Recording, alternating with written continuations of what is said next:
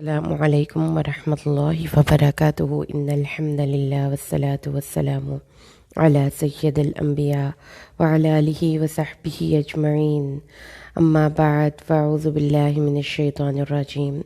بسم اللہ الرحمن الرحیم۔ انشاءاللہ الرحمن آج کے اس لیسن میں سورۃ نساء آیت 137 کا ترجمہ اور معنی کی مختصر سی وضاحت ہم پڑھیں گے اللہ کے حکم سے۔ اعوذ باللہ من الشیطان الرجیم بسم اللہ الرحمن الرحیم۔ ان الذین آمنوا، بے شک وہ لوگ جو ایمان لائے، ثم کفروا پھر کفر کیا، ثم آمنوا پھر ایمان لائے، ثم کفروا پھر کفر کیا، ثم ازدادوا کفرا پھر کفر میں زیادہ ہو گئے، لم یکن اللہ لیغفر لہم اللہ ایسا نہیں کہ ان کو بخش دے، ولا اور نہ لیہدیہم ہدایت دے ان کو سبیلا کسی راہ کی۔ اعوذ باللہ من الشیطان الرجیم بسم اللہ الرحمن الرحیم۔ ان الذین آمنوا ثم کفروا ثم آمنوا ثم کفروا ثم ازدادوا کفرا لم یکن اللہ لیغفر لہم ولا لیہدیہم سبیلا۔ بے شک وہ لوگ جو ایمان لائے پھر کافر ہوئے، پھر ایمان لائے پھر کافر ہوئے، پھر وہ کفر میں اور بڑھ گئے، اللہ ان کو ہرگز نہیں بخشے گا اور نہ کبھی انہیں راہ راست پر چلائے گا۔ رسول صلی اللہ علیہ وسلم کے ذریعے اللہ نے مومنین کو ایک پیغام بھیجا تھا آیت 136 میں کہ اللہ پر اور آسمانی کتابوں پر اور اس کے نبیوں پر اور ان تمام کمپوننٹس پر یقین رکھو جو ایمان کے بیسک 5 کمپوننٹس ہیں، اللہ پر، اس کے فرشتوں پر، اس کی کتابوں پر، اس کے رسولوں پر اور قیامت کے دن پر۔ ان پر ایمان لانا مسلمانوں کے لیے ضروری ہے۔ اب کوئی شخص اپنی دل کی خوشی سے ایمان لے آتا ہے اور مسلمانوں کی صفوں میں شامل ہو جاتا ہے، لیکن پھر وہ ایمان لانے کے بعد کفر کرتا ہے، تو اس کو ایک چانس دیا جائے گا کہ وہ اپنے ایمان کی تصحیح کر کے اصلاح کر لے، اور اس ایک چانس کے بعد اگر وہ اپنے اس دعوے سے پھر جاتا ہے، یعنی کہ اس نے اسلام سے باہر نکلنے کا جو اعلان کیا تھا، ارتد یا مرتد ہوا تھا، تو اس کو پھر ایک چانس دیا جائے گا۔ اگر وہ اسلام میں واپس آ جائے تو وہ مسلمان ہے، لیکن وہ پھر اگر کفر کی طرف لوٹ جائے گا تو پھر اللہ تبارک و تعالیٰ نے کہا ہے کہ اللہ اس کو کبھی بھی معاف نہیں کرے گا۔ تو اس لیے یہاں پر اس آیت کو اگر آپ دھیان سے پڑھیں تو اس میں ان 2 قسموں کا ذکر ہے۔ ایک وہ شخص جو پہلے ایمان لاتا ہے اور پھر کفر کرتا ہے، کفر کرنے کے بعد وہ دوبارہ ایمان لاتا ہے، ایمان لانے کے بعد وہ پھر کفر کرتا ہے۔ تو اس لیے اس طرح سے اس شخص کی اللہ تبارک و تعالیٰ نے اینڈ پہ انڈورس کر دیا کہ ایسے شخص کو اللہ پھر کبھی بھی معاف نہیں کرے گا اور ان کو راہ ہدایت نہیں دکھائے گا۔ تو سب سے پہلے تو امپورٹنٹ چیز جو یہاں پہ ہم نے دیکھنی ہے وہ ایک ایسے کیریکٹر کا ذکر ہو رہا ہے قرآن پاک میں جو متلون مزاج ہے،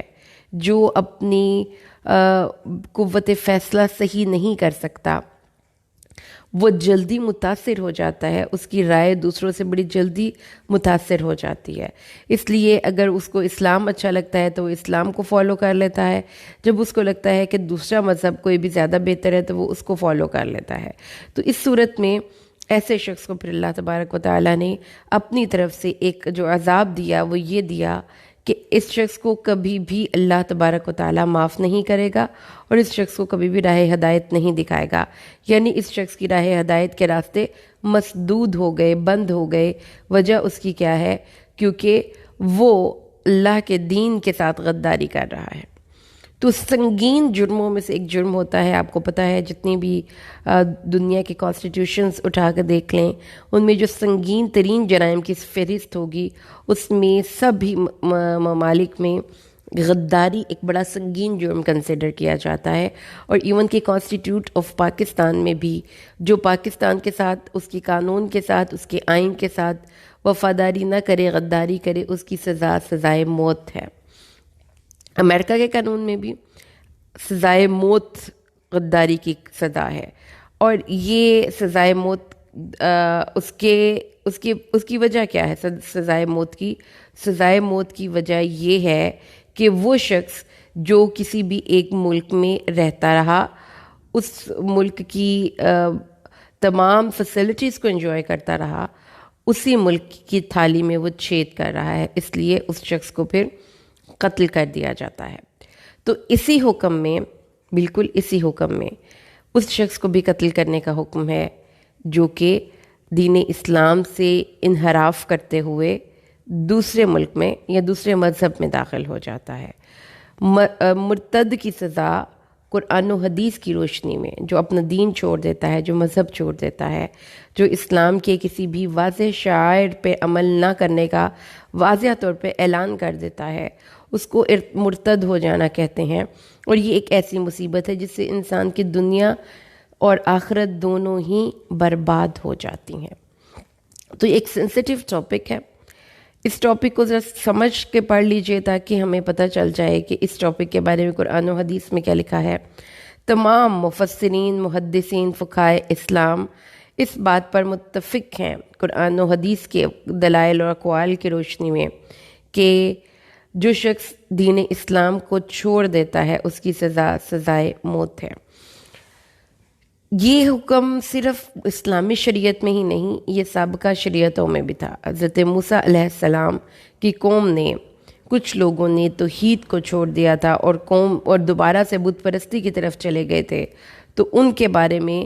قرآن حکیم میں اللہ نے فرمایا فَتُوبُوا إِلَىٰ بَارِئِكُمْ فَاقْتُلُوا أَنفُسَكُمْ۔ جب وہ بچھڑے کی عبادت کی وجہ سے مرتد ہو گئے تو اللہ تعالیٰ نے کہا کہ اپنے پروردگار کے سامنے توبہ کرو اور اپنے آپ کو قتل کرو۔ تو اس آیت کی تفسیر میں مفسرین نے یہ تحریر کیا ہے کہ جن لوگوں نے بچھڑے کی عبادت کی تھی اور وہ مرتد ہو گئے تھے، وہ ان لوگوں کے ہاتھوں قتل ہوئے اللہ کے حکم سے جنہوں نے اس کی پوجا نہیں کی تھی۔ اور اس واقعے کو بیان کرتے ہوئے سورۃ اعراف آیت 152 میں اللہ نے ارشاد فرمایا وَكَذَلِكَ نَجْزِي الْمُفْتَرِينَ، اور ہم اللہ کے اوپر بہتان باندھنے والوں کو یوں ہی سزا دیا کرتے ہیں۔ تو نجزی مطلب فعل مضارع کا صیغہ ہے جس میں حال اور مستقبل دونوں آ جاتے ہیں۔ تو اس کا مطلب پھر کیا ہوا کہ اللہ تعالیٰ کی یہ عادت ہے کہ وہ لوگ جو کہ اللہ کے دین کے ساتھ ارتد کرتے ہیں اور اس سے نکل جانے کی کوشش کرتے ہیں، پھر ان کو سخت سزا دی جاتی ہے، بالکل ایسے ہی جیسے غداروں کو سزا دی جاتی ہے۔ اور اس کے بعد اللہ تبارک و تعالیٰ نے سورۃ المائدہ آیت 33 میں ارشاد فرمایا انما جزاء الذین یحاربون اللہ ورسولہ، یہ پوری آیت کریمہ ہے، ان یقتلوا او یصلبوا او ینفوا من الارض، یہ ساری آیت کریمہ ہیں۔ نبی کریم کے اقوال و افعال کی روشنی میں مفسرین نے یہ تحریر کیا کہ یہ آیت عقل یا ارینا، یہ دو قبیلوں کے نام آتے ہیں، کہ ان لوگوں کے بارے میں نازل ہوئی جو کہ نبی کریم صلی اللہ علیہ وسلم کی ہاتھ پہ آ کر اسلام قبول کر چکے، لیکن ان کو مدینہ کی آب و ہوا راس نہیں آئی، تو آپ نے ان کو مدینہ سے باہر صدقے کے اونٹوں کے ساتھ بیچ دیا ہے کہ ان کا دودھ پئیں اور ان کا پیشاب پئیں اور اس سے وہ ٹھیک ہو جائیں گے۔ اس کے بعد انہوں نے کیا کیا، جب وہ ٹھیک ہو گئے تو انہوں نے چرواہوں کو قتل کر دیا، اونٹوں کو ہنکا کے لے گئے، یعنی کہ چوری بھی کی، قتل بھی کیا، اور ساتھ ہی ساتھ دین اسلام کو چھوڑنے کا اعلان بھی کر دیا۔ تو اس کی جو عبرتناک سزا دی گئی،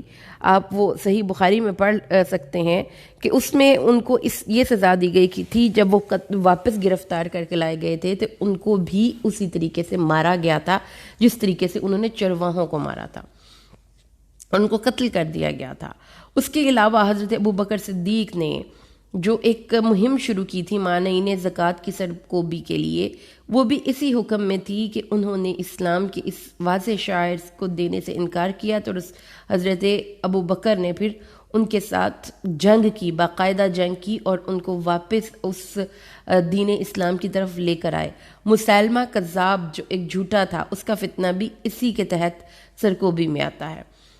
حضرت عبداللہ بن عباس سے روایت ہے، رسول صلی اللہ علیہ وسلم نے فرمایا کہ جس نے اپنا دین بدل دیا اس کو قتل کر دو۔ حضرت ابو موسیٰ اشعری رضی اللہ تعالیٰ عنہ کو رسول صلی اللہ علیہ وسلم نے یمن کے ایک صوبے کا گورنر بنا کر بھیجا، جبکہ حضرت معاذ کو ان کے بعد دوسرے صوبے کا گورنر بنا کر بھیجا۔ حضرت معاذ رضی اللہ تعالیٰ عنہ ابو موسیٰ اشعری سے ملاقات کے لیے گئے۔ حضرت ابو موسیٰ نے اکرام ضیف کے لیے، یعنی کہ عزت کے لیے، حضرت معاذ کے لیے تکیہ ڈالا، اور حضرت معاذ بھی ابھی بیٹھ ہی رہے تھے کہ انہوں نے حضرت ابو موسیٰ کے پاس ایک شخص بندھا ہوا دیکھا، پوچھا یہ کون ہے؟ حضرت ابو موسیٰ نے فرمایا یہ پہلے یہودی تھا، پھر مسلمان ہوا، اس کے بعد پھر یہودی ہوا۔ حضرت ابو موسیٰ نے فرمایا اے معاذ بیٹھ جاؤ۔ حضرت معاذ نے کہا جب تک میں اس کو قتل نہیں کر لوں، اس شخص کو قتل نہیں کیا جائے گا، میں نہیں بیٹھوں گا۔ اللہ کے رسول کا یہی فیصلہ ہے۔ پھر حضرت معاذ نے بھی یہی فرمایا کہ اس مرتد کے بارے میں قتل کا حکم دیا گیا اور وہ قتل کیا گیا۔ بخاری اور مسلم دونوں میں یہ روایت موجود ہے۔ حضرت عبداللہ بن مسعود رضی اللہ تعالیٰ عنہ فرماتے ہیں کہ حضور صلی اللہ علیہ وسلم نے ارشاد فرمایا کسی مسلمان کا جو اس بات کی گواہی دیتا ہو کہ اللہ کے علاوہ کوئی معبود نہیں اور میں اللہ کا رسول ہوں، خون بہانا جائز نہیں مگر 3 چیزوں میں سے کسی ایک کے ارتکاب پر، شادی شدہ ہونے کے بعد زنا کرے، کسی کو قتل کر دے تو اس کو قصاص میں قتل کیا جائے گا، اور اگر وہ دین اسلام کو چھوڑ کر اپنی ملت کو چھوڑ کر اس سے مرتد ہو جائے تو وہ قتل کیا جائے گا۔ خلفائے راشدین اور قتل مرتد۔ حضرت عمر فاروق رضی اللہ تعالیٰ عنہ جب رسول صلی اللہ علیہ وسلم کی وفات ہوئی اور مدینہ منورہ کے ارد گرد بعض حضرات مرتد ہو گئے تو خلیفہ اول حضرت ابو بکر صدیق رضی اللہ تعالیٰ عنہ کے حکم کے مطابق وہ ان کو قتل کرنے کے لیے جنگیں ہوئیں اور ان کو قتل کرنے کے لیے فوجیں بھیجی گئیں۔ حضرت عمر فاروق رضی اللہ تعالیٰ عنہ نے اس وقت کی نزاکت کے پیش نظر حضرت ابو بکر صدیق کو کہا کہ ابھی اس فتنے سے تعامل کیا جائے، تو حضرت ابو بکر صدیق نے فرمایا رسول صلی اللہ علیہ وسلم کی وفات ہو چکی ہے اور وہی منقطع ہو چکی ہے، اب تو دین میں کسی قسم کی تبدیلی کی کوئی گنجائش ہی نہیں، میں اس وقت تک ان سے جہاد کرتا رہوں گا جب تک میرا ہاتھ تلوار کو پکڑ سکے۔ اس کے بعد حضرت ابو بکر صدیق نے مسلمہ کذاب کی طرف متوجہ ہوئے جو نبوت کا دعویٰ کرنے کی وجہ سے اجماع صحابہ کے باعث مرتد قرار دیا گیا تھا، چنانچہ ایک لشکر حضرت خالد ابن ولید کی سرکردگی میں اس کی طرف روانہ کیا گیا جس نے اس کو موت کے گھاٹ اتار دیا۔ تو اس سے ہمیں یہ پتہ چلتا ہے کہ جو کسی کو مثلاً آپ یہ دیکھیں کہ یہ والی جو آیت کریمہ ہے اس میں اللہ نے کیٹیگوریکل ایک بات بتا دی کہ جو شخص اسلام لائے اس کو ایک چانس دیا جائے، اگر وہ واپس آ جاتا ہے تو ٹھیک ہے، اگر وہ اسلام لا کر دوبارہ اسلام کے دائرے سے نکل جانے کے بعد دوبارہ آنا کی اس کو نہیں آتا اس میں دین اسلام کے دائرے میں تو پھر اس کو قتل کیا جائے گا۔ یہ حدیث کی کتابوں میں ہمیں اس کی ساری صراحت موجود ہے۔ یہاں پر اللہ نے اس کو ایک چانس دیا ہے کہ اگر وہ اسلام میں واپس آ جائے گا تو اللہ تبارک و تعالیٰ اس کا اسلام قبول فرما لے گا اور وہ عام مسلمانوں کی جیسا ہی ہوگا۔ لیکن یہ جو قتل کی سزا ہے اس بات کو دھیان سے سنیے کہ یہ حکومت وقت اس سزا پر عمل درآمد کروائے گی۔ کسی شخص کو، کسی بھی انسان کو یہ اختیار نہیں دیا جا سکتا کہ وہ اس چیز کو بنیاد بنا کر کسی بھی دوسرے شخص کو قتل کرے کہ یہ تو مرتد ہو گیا تھا۔ یہ کرنے والا شخص اس شخص کے قصاص میں قتل کیا جائے گا۔ یہ جو قصاص اور یہ جو غداری یا یہ جو ارتد کی سزا ہے یہ گورنمنٹ اس ٹائم کی وہ اس کو نافذ کرے گی اور وہ پوری تحقیق کے بعد نافذ کرے گی۔ اس کے بعد عام مسلمانوں میں سے کسی انسان کو اس چیز کا اختیار نہیں ہے کہ ہم کسی کو اس کے دین کی ٹوہ میں رکھ کر اس کے چھوٹے چھوٹے پرابلمس پر کہ وہ صحیح طرح رفع الیدین نہیں کرتا یا یہ کہ اس کے وہ اچھے طریقے سے اپنی نماز نہیں پڑھتا تو اس لیے وہ کافر ہو گیا، یا اس نے کسی ایک اسلامک پوسٹر کو جلا دیا تو وہ کافر ہو گیا اس لیے وہ واجب القتل ہے اور مرتد ہے۔ تو جو یہ ایک مینٹیلٹی ہے نا ہماری کامن پبلک کی، کہ کوئی بھی شخص جو کہ کسی بھی اسلامک لٹریچر کو جلا دیتا ہے یا کوئی بھی شخص کسی بھی اسلامی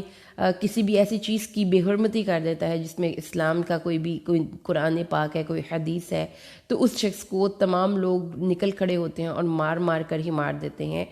یہ ہمارے اسلامک سوسائٹی میں جو انٹالرنس کا ایک ایٹیٹیوڈ ڈیولپ ہو چکا ہے اس کے پیچھے ہمارے پاس لیک آف نالج ہے۔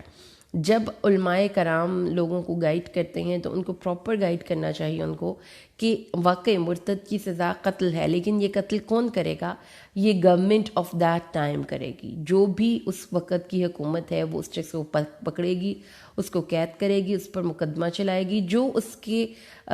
سارے ایویڈنسز کو دیکھے گی اور پھر اس بات پر اگر پروف بن جاتا ہے کہ اس شخص نے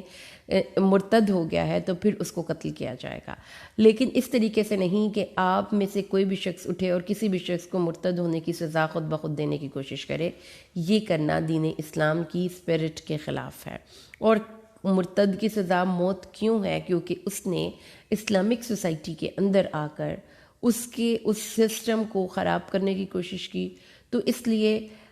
جس نے بھی اسلام قبول کرنا ہے اس کو بہت ہی دھیان اور ہوشیاری سے اسلام کو قبول کرنا چاہیے، اس لیے کہ جب ایک دفعہ تم اس کے دائرے کار میں داخل ہو گئے تو نکل جانے کی سزا موت ہے۔ اور دوسری امپورٹنٹ چیز ہے وہ یہ ہے کہ عام مسلمان جو کہ بالکل بھی غیر نابلد ہیں اپنے دین سے، اگر وہ بھی اپنا دین چھوڑ دیتے ہیں تو وہ بھی مرتد ہوں گے۔ تو اس لیے یہ باتیں ہمیں خود بھی سمجھنی ہے اور ارد گرد لوگوں کو بھی سمجھانی ہے۔ کفر کے فتوے لگا دینے سے کوئی بھی شخص کافر نہیں ہو جاتا، اور آپ کے کافر پروف کر دینے سے کوئی بھی شخص واجب القتل نہیں ہو جاتا۔ یہ کام گورنمنٹ کا ہے کہ وہ اس چیز کو پروف کرے یا اس چیز کو پروف نہ کرے، ٹھیک ہے۔ اور اس کے بعد اللہ تبارک و تعالیٰ نے بھی یہ بتایا کہ جو شخص ایمان لانے کے بعد کافر ہوا، پھر کافر ہوا، ایمان لایا پھر کافر ہوا، تو یہ جو متلون مزاج لوگ ہیں نا، کسی بھی ایک سچویشن پہ کھڑے نہیں ہونا، انہوں نے ان کے فیصلے چینج ہوتے رہتے ہیں ٹائم اینڈ اگین، تو ایسے لوگ اللہ کو نہیں پسند۔ پرسسٹنٹ رہنا ہے اپنے کورس پر آف ایکشن میں، آپ نے بہت ہی استحکام کا اظہار کرنا ہے، اور اگر اللہ کی نظر میں آپ نے معزز ہونا ہے